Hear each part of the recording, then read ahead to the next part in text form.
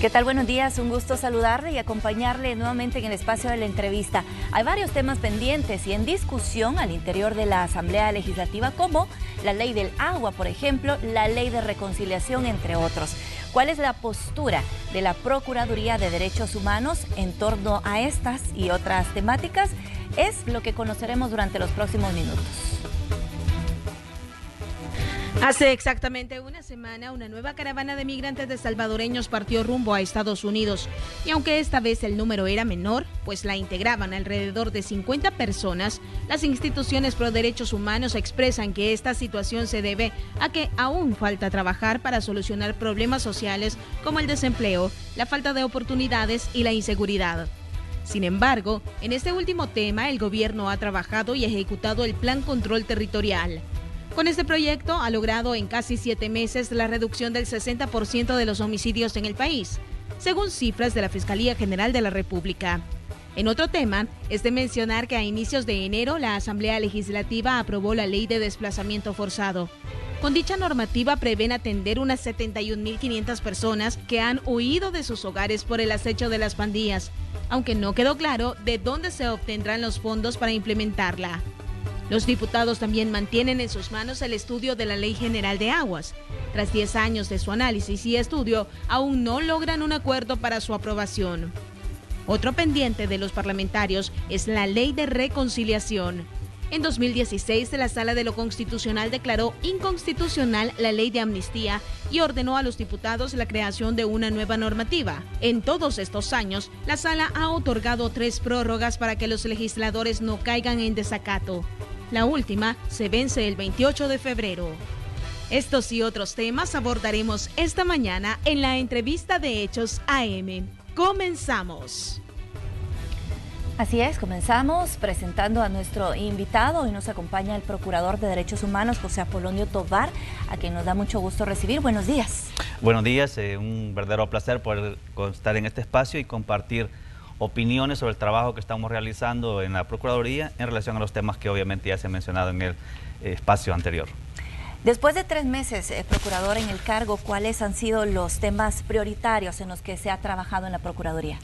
Bueno, desde que llegamos asumimos con responsabilidad la función que se nos ha encomendado y por la premura de la situación, cerrando año, tuvimos que correr con algunos eventos, por eso en ese sentido realizamos algunos eventos relacionados con la protección de derechos de la mujer, de niñez, realizamos la entrega de Premio Nacional a los defensores y defensoras de derechos humanos, se participó en la conmemoración de la masacre del Mozote en Morazán, y luego pues nos ha tocado, en atención a los contextos que van surgiendo, hacer nuestros posicionamientos y pronunciamientos, particularmente en relación a la ola de asesinatos en relación a las personas de la comunidad LGTBI que se habían generado a finales del año 2019, y luego de ahí pues nos ha tocado una serie de actividades relacionadas particularmente con la administración de la institución para ir como ordenando la forma en la que pretendemos llevar a cabo nuestro mandato. De hecho, cuando usted asumió, manifestó que estaría solicitando una auditoría. ¿Se realizó y cuáles fueron los hallazgos? Sí, de hecho la solicitamos, me parece, de la segunda semana que estuvimos al frente de la institución. Está en trámite ahora, está en proceso. Ya tenemos, si no tengo mal el dato, 2 semanas en que la Corte de Cuentas está en nuestra institución, analizando y verificando la actuación que se ha realizado en el pasado de la institución, porque como yo he dicho, no quiero asumir responsabilidades de otras personas y quiero tener además conocer las deficiencias que hayan habido para no cometer errores que hayan podido ocurrir en el pasado. ¿Había puntos específicos sobre los cuales usted decía que se iban a enfocar o usted iba a estar pidiendo que se tomara en cuenta para esta auditoría? ¿El tema de contrataciones y compra de equipo, tienen alguna información o todavía están a la espera de los resultados? Sí, estamos realmente a la espera de los resultados. Habían 2 casos en particulares que nosotros queríamos que se auditara. Uno era la contratación de un equipo de vigilancia en cámaras y de cámaras de video por algunos comentarios que habían en redes sociales. Entonces, me parece a mí que algunos lugares en los que se ubicaron esas cámaras no eran los más apropiados, no son los más apropiados en atención a no vulnerar los derechos a la intimidad de las personas. Pero no quería yo tomar, o no he querido tomar una decisión para su retiro debido a que hay una inversión de cerca de $95.000 en ello, y pues quiero que la Corte de Cuentas exponga si eso se hizo de manera correcta y en caso que no lo haya sido, también que nos dé una opinión de cómo hacer el retiro o cambio de ubicación de algunas cámaras que a juicio particular mío estaban ubicadas de manera estratégica como para vigilar a empleados y empleadas, lo cual me parece puede atentar contra el derecho a la intimidad de ellos. ¿Han dado ustedes seguimiento a los despidos en diferentes instituciones con la llegada del nuevo gobierno, que también fue otra de las temáticas que se abordó cuando usted asumió el cargo? Sí, la verdad es que yo cuando siempre se me consultó sobre el tema dije que iba a hacer pronunciamiento en ese tema y en todos, en los demás, con responsabilidad. Eso implicaba estar documentado, estar informado de todo lo que estaba ocurriendo y quería partir además con hechos propios de la institución, porque se maneja una cifra de personas despedidas, pero no es como tener el registro propio, ¿no? Entonces, a finales de diciembre, como el 19 o 18, hicimos un pronunciamiento en el cual exponíamos la cantidad de personas despedidas que habían denunciado en nuestra institución. Me parece que estaba alrededor de 980 personas en ese momento. Sin embargo, al volver de vacaciones a inicios en el día 5 de enero, hicimos una conferencia de prensa en la cual expusimos con nuestros datos el número de 1.285 personas afectadas con despidos en las diferentes instituciones que conforman el órgano ejecutivo. Y la posición es recurrente, o el requerimiento es recurrente en dos ámbitos. Uno, que no se ha respetado el debido proceso, y otro, que es una supresión de plazas. En ese sentido, hemos dicho con categoría que para poder cesar a una persona de su cargo se debe respetar la legalidad. Eso implica que hay un mecanismo legal establecido de cómo hacerse. Si un empleado o empleada pública ha infringido sus obligaciones y deberes y obligaciones laborales, entonces debe probársele en un proceso, ¿verdad?, que ha cometido esa falta, y luego de ello se va a autorizar el cese de la relación laboral. En el caso de la supresión de plazas, la Sala de lo Constitucional ha sido reiterada en mencionar que a ello debe preceder un informe técnico que determine que efectivamente ese espacio es innecesario para el funcionamiento. Pero si no existe ese informe técnico y no existe un debido proceso en el que se le garantice las variantes de derecho de audiencia y derecho de defensa, entonces habría vulneración a derechos fundamentales, en consecuencia vulneración a derechos humanos. Y en torno a este tema, procurador, ¿hasta dónde llega la competencia de la institución? ¿Hasta dónde puede llegar la Procuraduría? ¿Es solamente el tema de hacer un pronunciamiento o hay coordinación con otras instituciones siempre en el apoyo a las personas que hayan sido cesadas de sus empleos? Bueno, nosotros en principio lo que hemos dicho es que no nos interesa confrontar ni conflictuarnos con ninguna institución. Al final nos debe interesar a todos los funcionarios resolver una problemática, y en este caso es la problemática del desempleo que genera una decisión de esa naturaleza.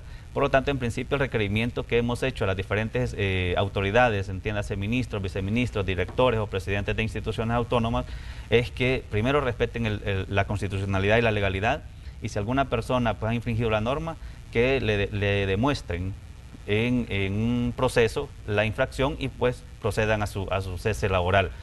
Pero no podemos ordenarle a ninguna institución que proceda a su recontratación. No podemos hacerlo porque el mandato no es eso. El Procurador de los Derechos Humanos tiene un mandato constitucional que está más apegado a aquella magistratura moral para exigir o requerir o solicitar, en su caso, a las autoridades respectivas que cumplan con la norma constitucional y legal para no vulnerar los derechos fundamentales, en este caso también los derechos humanos de las personas. ¿Hay todavía familiares de la ex titular de la Procuraduría trabajando en la institución, procurador? Bueno, cuando nosotros llegamos, había cerca de 7 personas que se decía había algún vínculo con la señora que me precedió en el cargo. Y la ley es clara en establecer que no se puede realizar contrataciones que estén vinculadas con el contratante, en este caso el titular, que se encuentren dentro del 4º grado de consanguinidad y 2º de afinidad. Encontramos 2 personas que se encontraban en esa prohibición literal. Una de ellas le pedimos que renunciara, y renunció de una manera muy honesta. Y la otra persona pues todavía está en la delegación de San Miguel.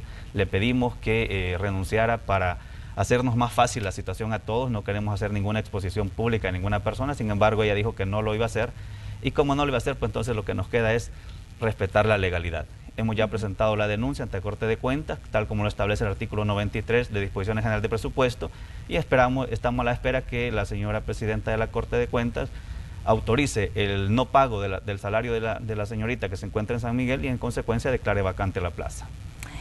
¿Todavía hay expedientes suyos, procurador, abiertos en la Fiscalía General de la República? Entiendo que sí, entiendo que las investigaciones, las denuncias que tengo en sede administrativa están ahí. He pedido que se archiven porque, como he explicado en reiteradas oportunidades, han surgido a raíz de mi labor como juzgador, ¿verdad? Y que ya pasó más de un año desde que fue interpuesta la última y no hay elementos para que se genere una apertura a juicio. Entonces yo he pedido y normalmente por así escrito, procede, se hace la solicitud de que se archiven y así se hace. Sí, la verdad es que el Código Procesal Penal establece que si en 6 meses la Fiscalía no activa judicialmente una denuncia, es porque no hay ningún elemento que justifique la existencia del tipo penal denunciado y en consecuencia procede el archivo de la denuncia. He pedido a través de mi representante legal que se proceda al archivo de las mismas. ¿Y se le ha dado una respuesta? Hasta ahora no tengo. ¿Cuánto tiempo es, digamos, lo que se tiene que esperar para recibir una respuesta? Pues no hay en la norma penal o el procesal penal un tiempo establecido sobre el cual debe haber. Seguiremos esperando y obviamente seguiremos también peticionando que se archive. ¿Cuál es el rol que toma ahora la Procuraduría en torno al tema de las caravanas que hemos visto que se han organizado y si bien ha disminuido la cantidad de personas, pues sabemos que se ven expuestos a la vulneración de sus derechos y de forma particular por la cantidad de niños que también se suman a las caravanas y sabemos que algunos de ellos incluso viajan no necesariamente con sus papás? Bueno, nosotros como Procuraduría estamos siempre pendientes de la situación que está ocurriendo con la migración. Debemos entender primero que la migración es un derecho humano, el derecho humano a la movilidad. Sin embargo, la migración también tiene a su base algunos elementos que deben analizarse, como el caso de aspectos económicos, aspectos de violencia, de reubicación familiar. Entonces, todas esas cosas son las que deben analizarse para tomar solución al problema o analizarlo desde una óptica un poco integral. Como Procuraduría para la Defensa de los Derechos Humanos estamos en la obligación de mantener el monitoreo sobre las diferentes caravanas que se vayan generando y no, como digo antes, no tenemos la obligación, no tenemos las facultades para obligar a alguien a que deje salir a una persona o no la deje salir, sino que nuestro mandato se limita a vigilar el respeto que debe haber a las personas que se deciden a realizar esa migración, esa forma de emigrar, visto que la migración desde la óptica de los derechos humanos debe ser ordenada y segura. Bajo esa óptica... Que no ocurre. Sí. Sabemos que por lo general salen del país y se ven expuestos a la vulneración de sus derechos, se da una serie de violaciones en el trayecto y bueno, no solamente saliendo del territorio, y sabemos que también muchos salen en condiciones muy difíciles, huyendo de la violencia que sufren acá en el territorio. Sí, cuando nosotros decimos que la migración, el estándar internacional de derechos humanos establece que debe ser de una manera segura y ordenada, es porque los estados están obligados, en principio están obligados a generar las condiciones mínimas necesarias para que no tomen esa decisión de emigrar. Claro. Lamentablemente usted ha dicho, nuestro país pues no tiene las condiciones o no presenta condiciones para que las personas no decidan hacer esa ruta, particularmente los índices de violencia que se generan aumentan la decisión de las personas para tomar esa decisión y de comenzar a migrar. Pero cuando le digo que debe ser ordenada y segura, nuestro mandato está orientado a realizar los requerimientos respectivos a las autoridades de gobierno para que se garantice a esas personas que toman la decisión que sean protegidos, resguardados y cuidados y que cuando lleguen a un país o con el país de tránsito sean atendidos de una manera humanitaria. Lamentablemente, usted lo ha dicho, esta última semana tuvimos una caravana más en la que, según nuestros registros en la frontera de Echadura, a través de la verificación que hicimos con el delegado departamental de Ahuachapán, se constató la salida de alrededor de 125 personas. En el grupo de esta caravana estaban 8 niños y niñas que iban acompañados de uno de sus padres.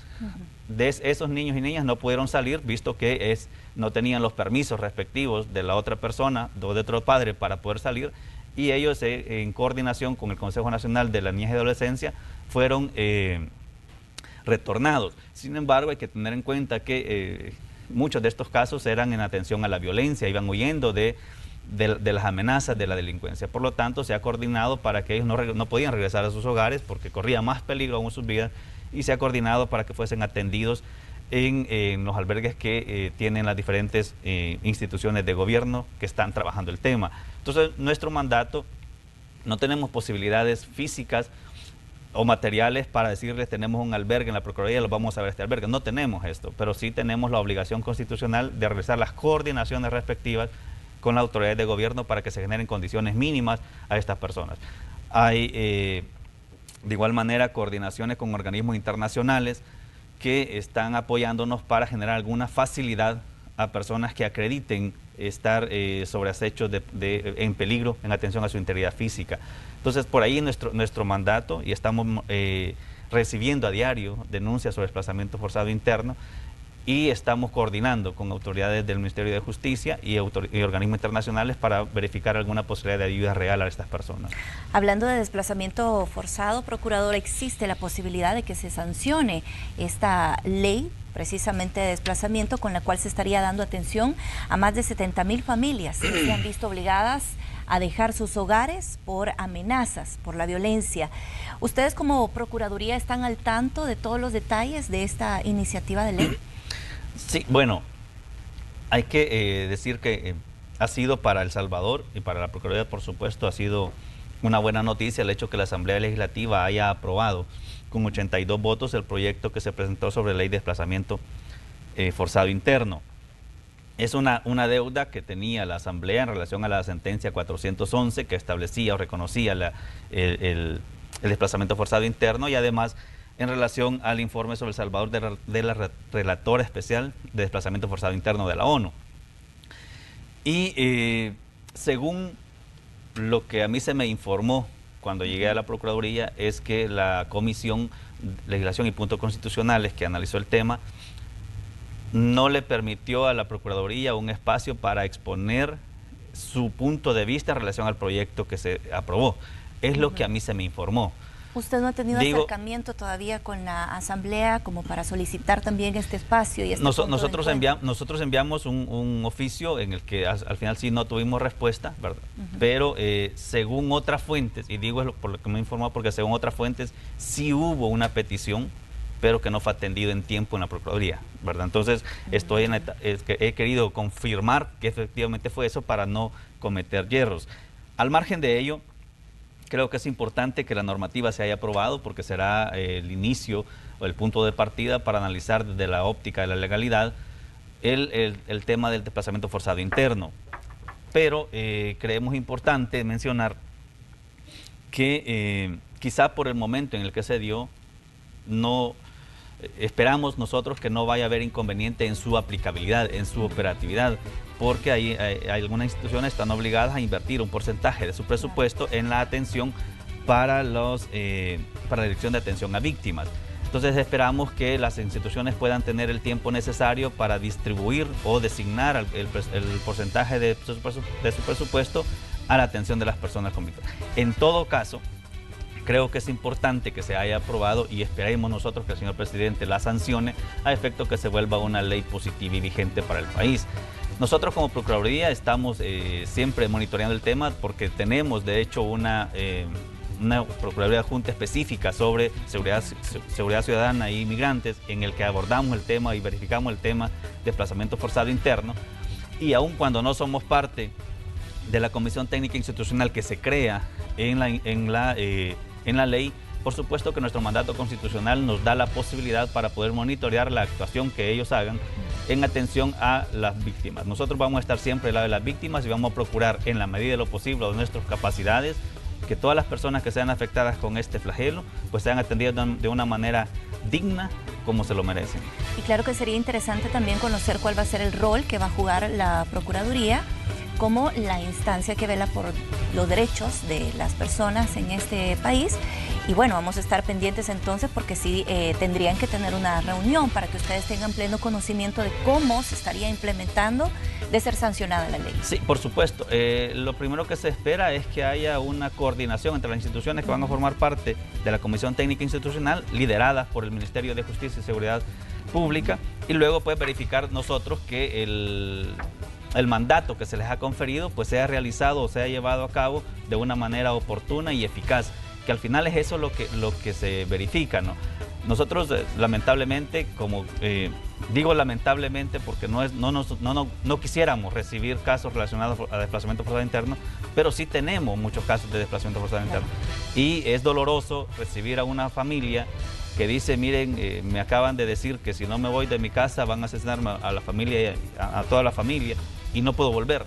Entonces nosotros comenzamos una serie de coordinaciones con ONGs, con autoridades del Estado y organismos internacionales para ver una alternativa, porque a veces son las 9 de la noche y hay que buscar una alternativa inmediata para ese momento, ¿verdad? Y luego verificar el tratamiento que se debe generar a esta familia para no exponerla más de lo que ya ha estado en relación a la temática. Bueno, tenemos que hacer la primera pausa comercial, pero le dejo la invitación si usted quiere participar, si quiere dejarnos sus comentarios, hágalo a través de las redes sociales, estaremos pendientes y compartimos cuando regresemos.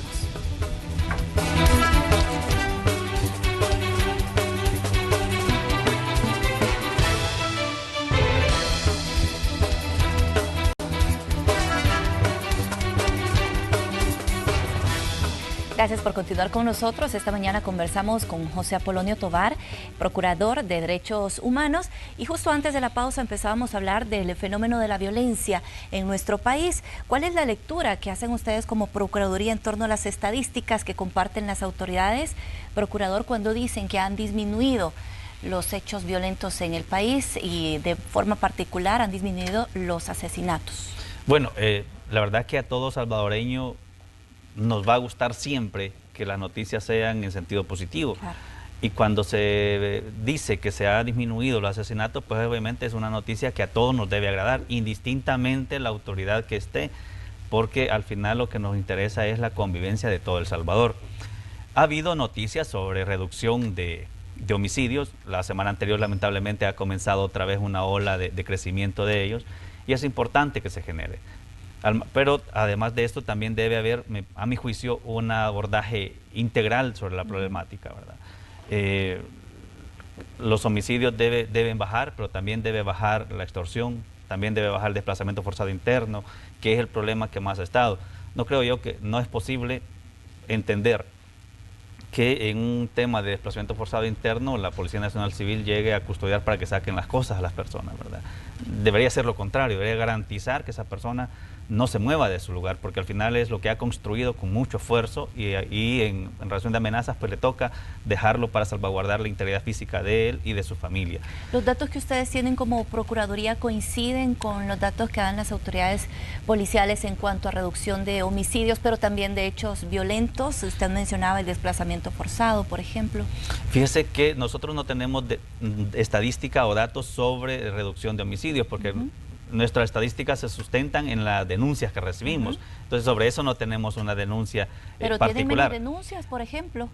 Que les hagan pensar que, en efecto, son menos la cantidad de personas que están siendo violentadas. Fíjese que no podría darle con certeza ese dato. Lo que sí le puedo decir es que el derecho que más ha sido denunciado como violentado en nuestra institución durante el año 2019 es el derecho a la seguridad personal.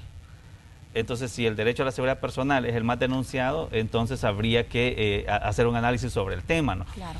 Y no podría decirle que a raíz de la reducción tenemos menos denuncias. Tenemos, por ejemplo, en 2019 se generaron 334 denuncias relacionadas con el derecho a la seguridad personal. Entonces, allí está obviamente no solamente la inseguridad o la violencia común, sino también aspectos de violencia en la misma familia, agresiones a la misma familia, violencia contra la mujer o contra la niñez al interior de la familia.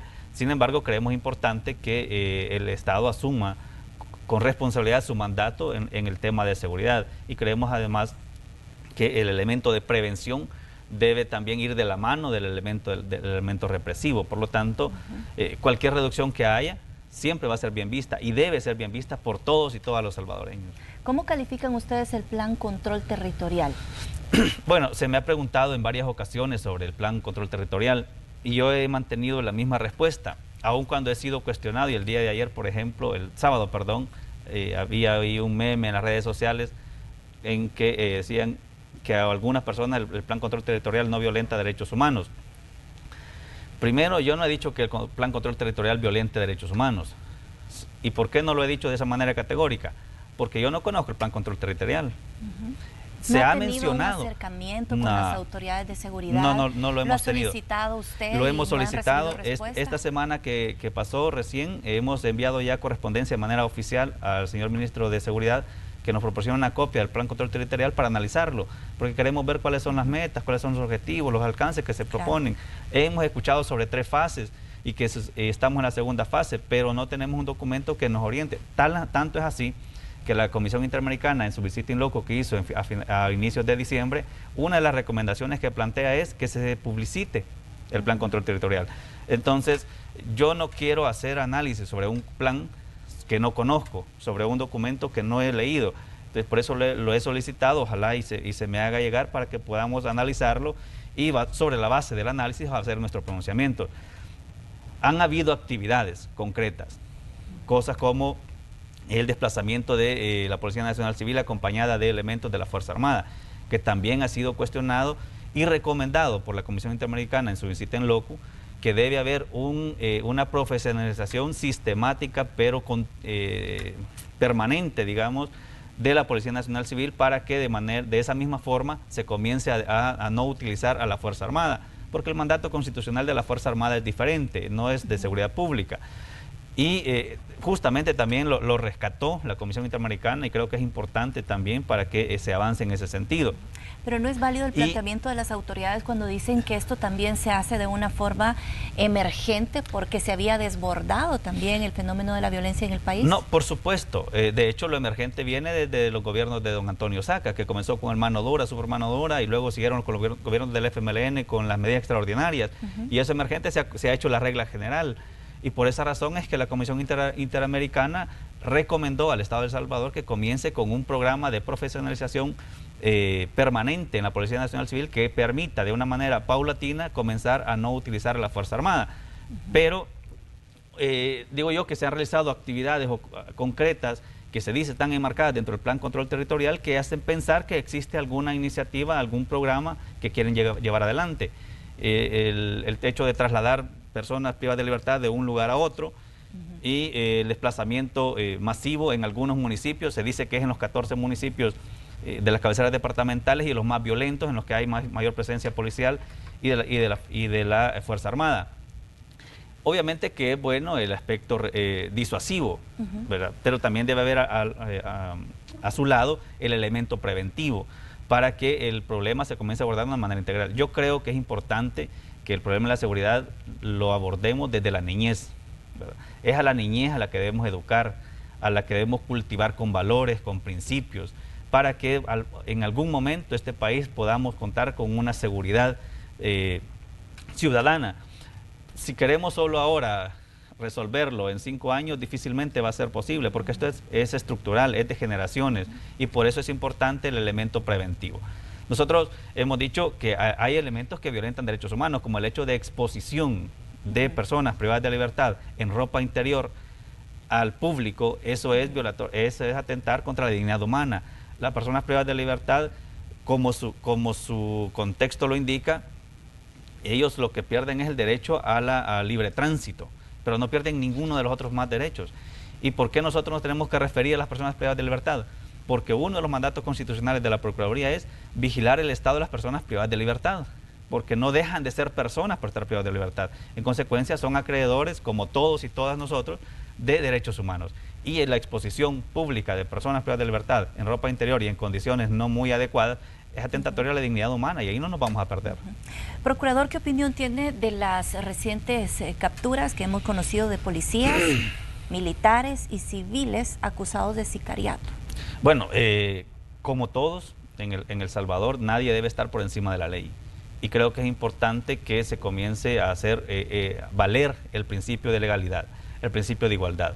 Por supuesto que el principio de igualdad implica en su mayor excepción una interpretación desigual a los desiguales e igual a los iguales, por supuesto. Y es importante que se comience también a analizar y estudiar desde la Policía Nacional Civil si existen grupos de exterminio que están al margen de la ley. La Procuraduría el año anterior sacó un informe sobre ejecuciones extrajudiciales en la que aparecen mencionados, según los expedientes documentados, algunos miembros de Policía Nacional Civil que fueron capturados y fueron procesados.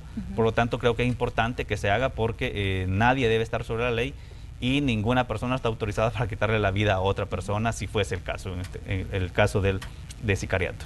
¿Hay acompañamiento también para los policías que también dentro del ejercicio, dentro de sus labores, dentro de su trabajo también han sido acusados de matar a pandilleros en defensa propia? Bueno, nosotros lo que hemos dicho es que se deben generar las condiciones adecuadas para que la Policía Nacional Civil realice su trabajo.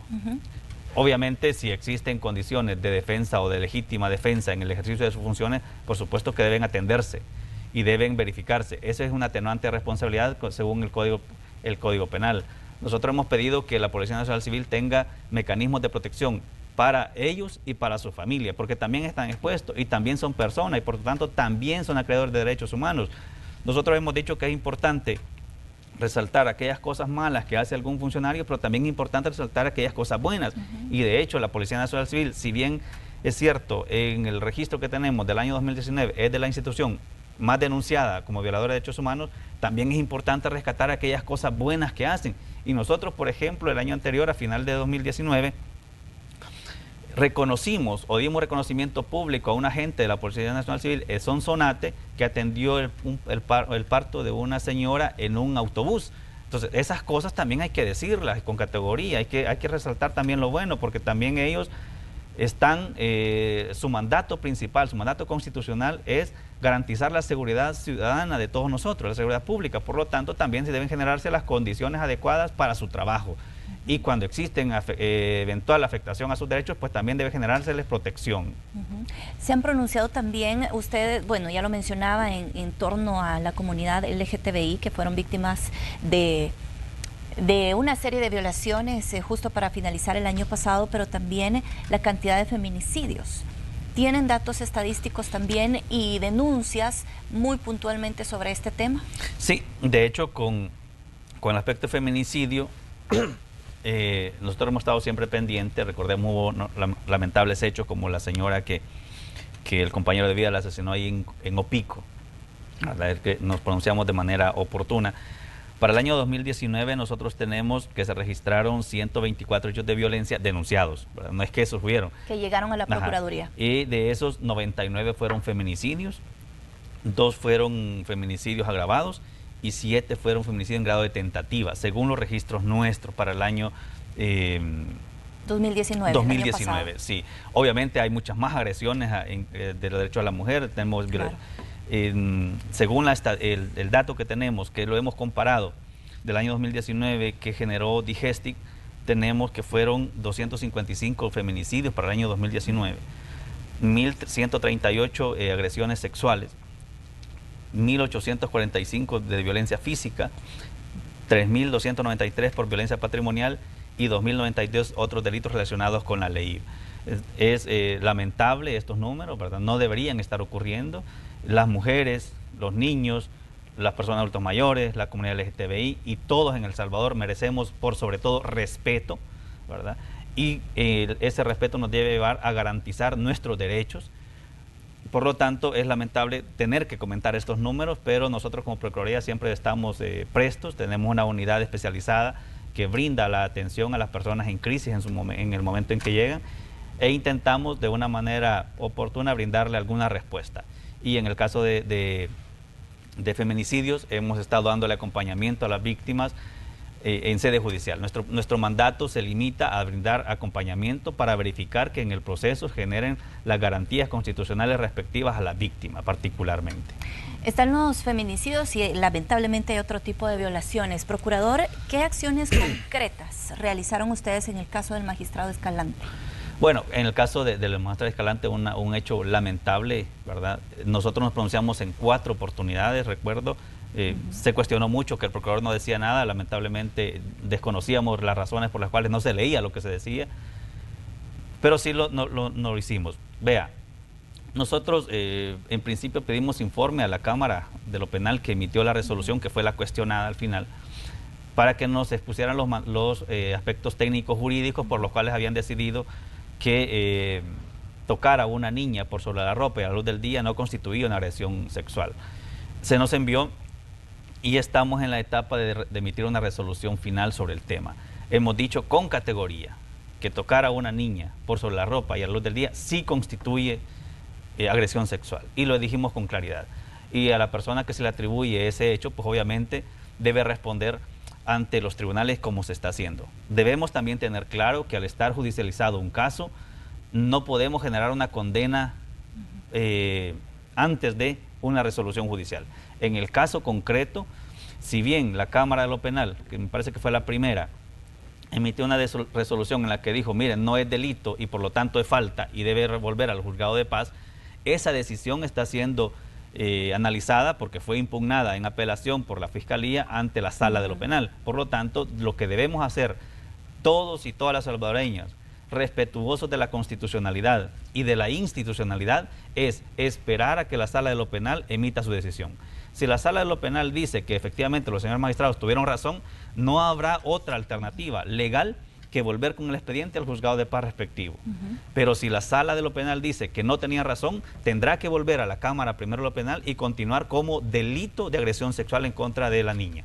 Ahora, aquí hay dos cosas. Una fue la denuncia que hiciera su mamá, que interpusieran precisamente por el tocamiento, pero otra fue que después ella denunció amenazas contra ella y de hecho dijo que había tenido que salir del país. En este caso, ¿cómo es el acompañamiento que dan ustedes como institución?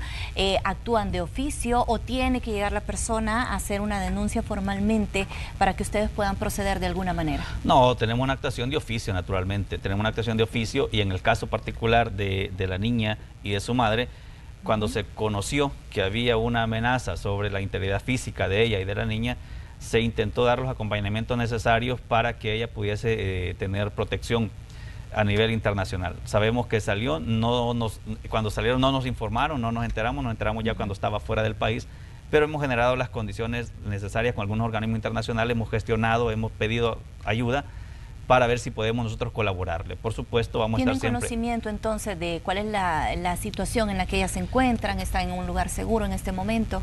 No, porque cuando ellos salieron no se nos informó en el momento y además es importante resaltar que no es posible, si supiéramos, no es posible que pudiéramos divulgar dónde se encuentra o la condición que ella se encuentra porque es la integridad física de ellos lo que está en juego, entonces no se podría mencionar, digamos. Pero nosotros lo que hemos hecho es hacer algunas coordinaciones con organismos internacionales para que ella pueda gozar de alguna protección particular. ¿Y han tenido respuesta? Sí, nos han estado colaborando algunos organismos internacionales. Entonces sí tienen conocimiento de la familia, por lo menos. Es decir, ¿ustedes están dando acompañamiento? Es mi pregunta todavía a este caso. Sí, por supuesto. ¿Cómo se le puede dar seguimiento a cualquier otro caso? Porque sabemos que ese es un caso que fue públicamente conocido, que todos nos enteramos y obviamente nos ha indignado. Pero como el caso de ella, me imagino que hay más. Habrán otros. Por supuesto, nosotros seguimos monitoreando el caso, estamos pendientes siempre y estamos pendientes obviamente de lo que la sala resuelva. ¿Qué información tienen ustedes como Procuraduría sobre las desapariciones? El presidente Bukele publicaba a través de las redes sociales que según datos de la Fiscalía han disminuido en un 45%.